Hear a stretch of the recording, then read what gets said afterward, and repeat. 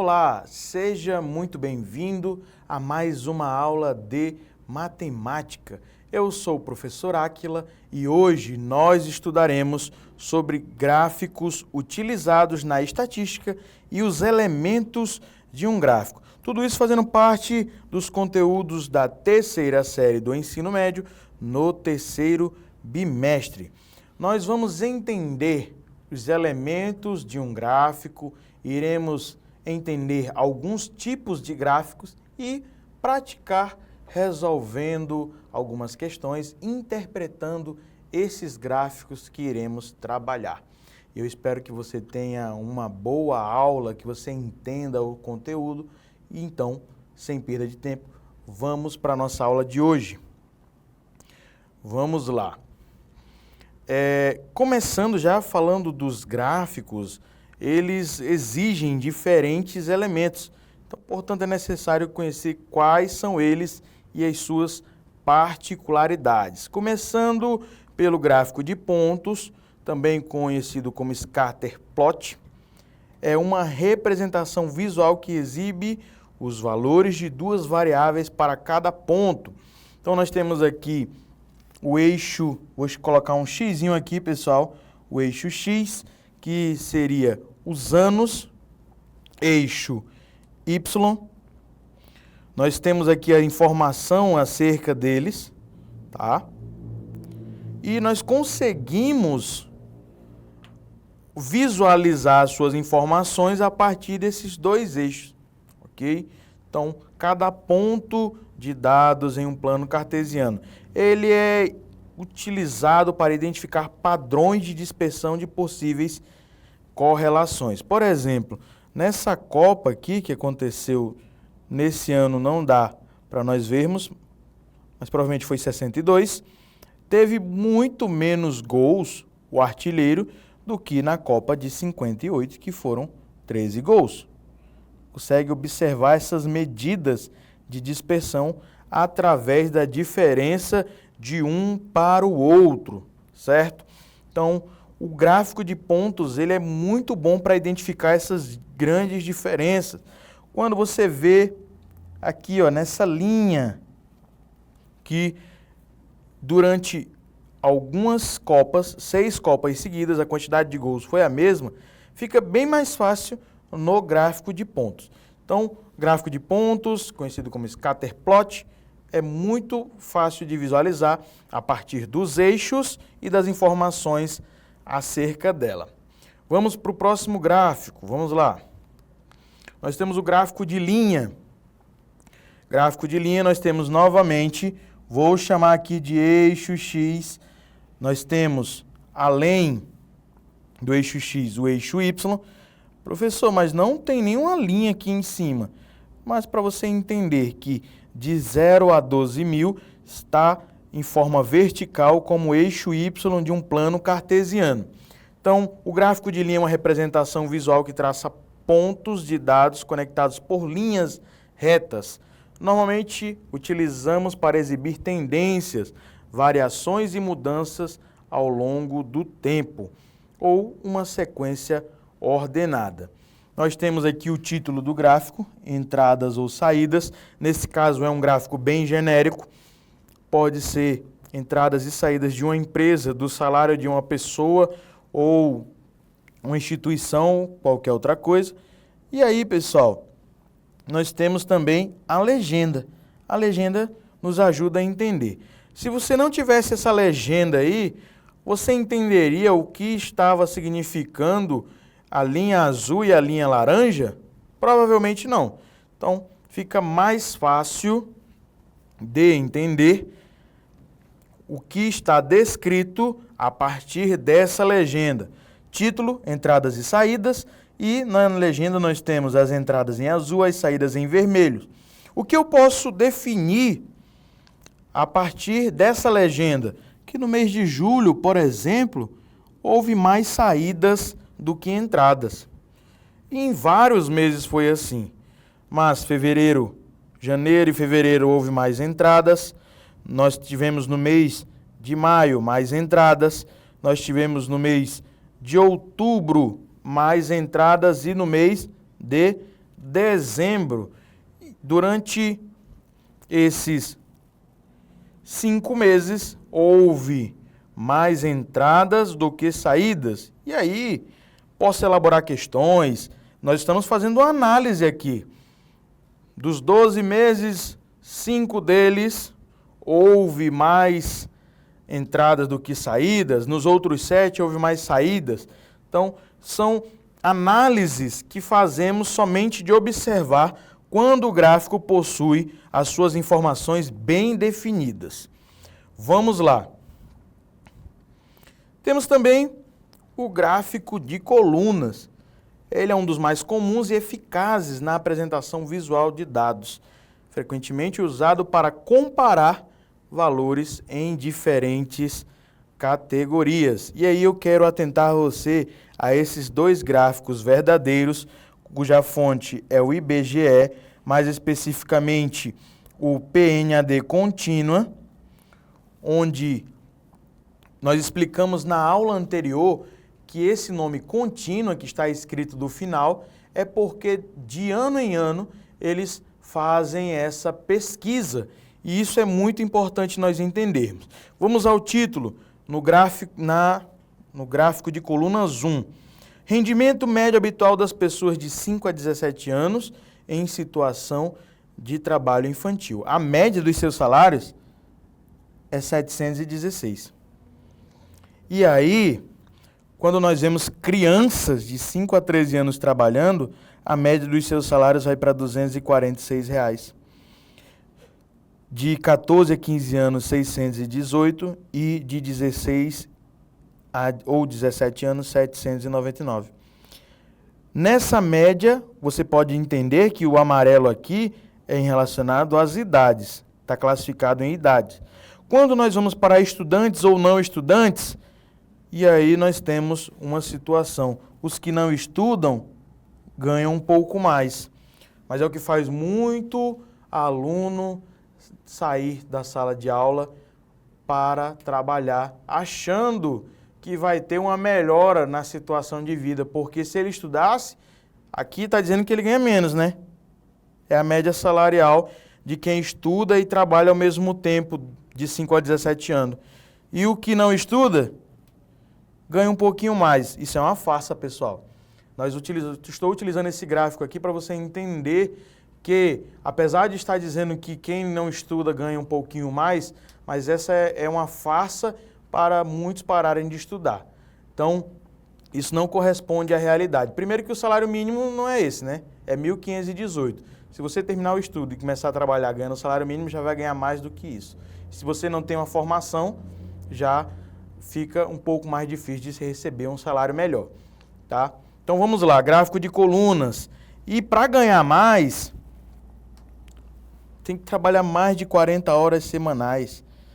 Então, nós podemos ver aqui na tabela, no gráfico de colunas azul, que essas informações, elas nos trazem a realidade. E deixa eu falar para vocês isso aqui, ó. Quem trabalha até 14 horas semanais ganha esse salário.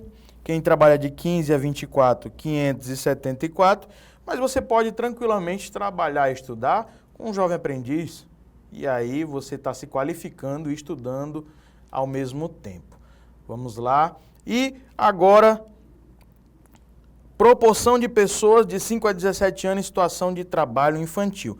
Olhem que gráfico interessante.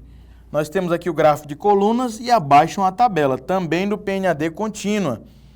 Nós temos aqui que no ano de 2022, existiam 38,4 milhões de adolescentes de 5 a 17 anos. E desses 38,4, 1,88 estava em situação de trabalho infantil, o que corresponde a 4,9% dessa população de 5 a 17 anos. Todas essas informações foram somente olhando o gráfico e são informações reais. Então, é bom você entender como funciona o gráfico. Temos o título, temos as barras, as informações que são dadas nele e aí fica muito interessante para ler. Vamos lá. Temos os gráficos de setor ou de pizza. Nesse caso aqui é um gráfico genérico, ele é uma forma popular de visualizar a distribuição proporcional de diferentes partes em um todo. Nesse caso aqui nós teríamos a pizza inteira como 100%, por isso esse um todo seria o 100% ou a pizza toda, e cada um desses é uma partezinha dessa pizza. O verde, o amarelo, o vermelho, o azul, e aí ele é amplamente utilizado para representar categorias ou porcentagens, como você pode ver aqui. Nós temos aqui a legenda e o título, para você entender o que está sendo feito. Nesse caso aqui, a dona Janete está com 45% das intenções de voto para eleição de prefeito. Olha, nesse caso aqui é resultado final, ó. Não é intenção não, está com 45% dos votos para prefeito. Então, o gráfico de setor de pizza é uma melhor visualização proporcional de diferentes partes. Vamos lá? E quais são esses elementos? Eu já falei sobre todos eles. Os títulos, para entender sobre o que eu vou ler nesse gráfico. Os eixos, chamei de X e de Y, horizontal e vertical, são as linhas que fornecem a orientação e dimensionamento para os dados. E os rótulos dos eixos, como nós vimos nos gráficos anteriores, ele descreve o que está descrito no eixo X e no eixo Y. E a legenda serve para identificar diferentes séries de dados, como nós vimos no gráfico de pizza, onde ficou mais fácil entender quem eram os candidatos através da legenda, pelo seu nome e pela cor. Agora, temos a série de dados. É um conjunto que são plotados no gráfico. Cada série de dados tem cor ou símbolo único. Aquele gráfico que eu falei para vocês sobre as crianças de 5 a 17 anos em situação de trabalho infantil. Tínhamos várias cores, tínhamos várias informações em um gráfico só. E os marcadores de dados são os pontos, as linhas, as barras, tudo que nos ajuda a entender o gráfico. Agora, nós vamos falar sobre um gráfico que vimos no início da aula. Vamos lá. Vamos retomar o gráfico da página de abertura. Temos aqui 4 questõezinhas. De que tipo é esse gráfico? Vou dar um tempinho para vocês pensarem sobre o tipo de gráfico que nós estamos trabalhando. Vou escrever. Resposta é gráfico de colunas. Ou seria de barras? Você pode escrever barras ou colunas, tá, pessoal? Qual o seu conteúdo? Você pode descrever qual é o conteúdo? Proporção de pessoas em situação de trabalho infantil. Infantil, pessoal. Vou escrever isso aqui, tá? Proporção de pessoas em situação de trabalho infantil.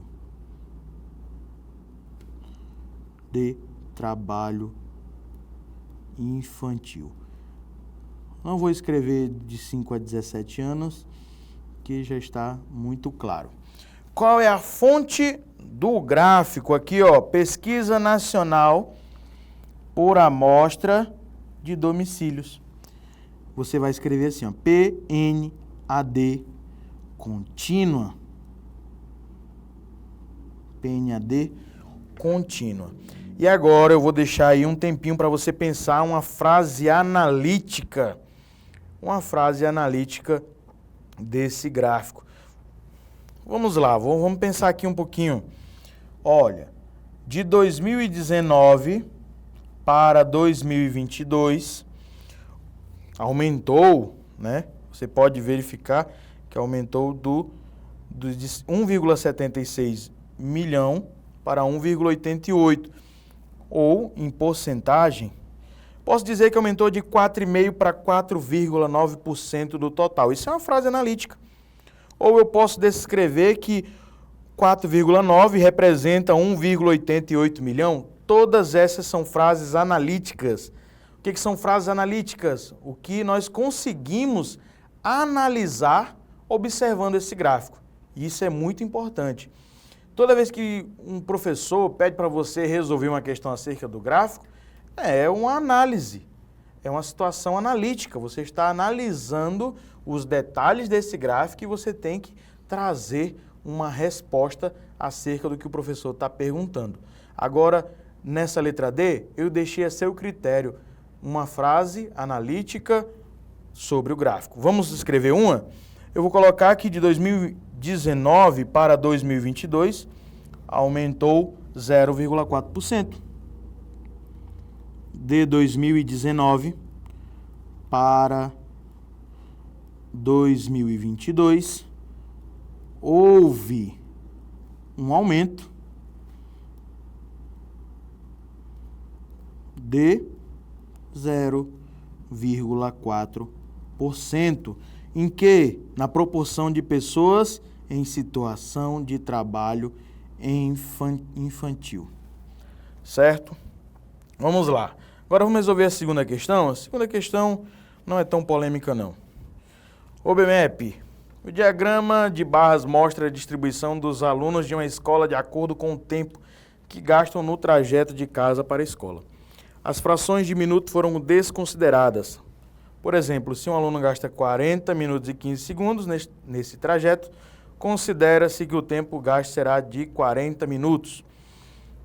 Quantos alunos gastam menos do que 20 minutos para chegar à escola? Vamos lá, vamos olhar aqui. Nós temos número de alunos, está no eixo vertical, Y. Aqui em X, para não colocar aqui embaixo, foi colocado uma legenda, tá? Em azul, os que gastam menos de 20, em amarelo, de 20 a 40, de 41 a 60 em rosa e mais que 60 nós temos em laranja. Então, quantos alunos gastam menos que 20 minutos? Menos que 20 minutos em azul.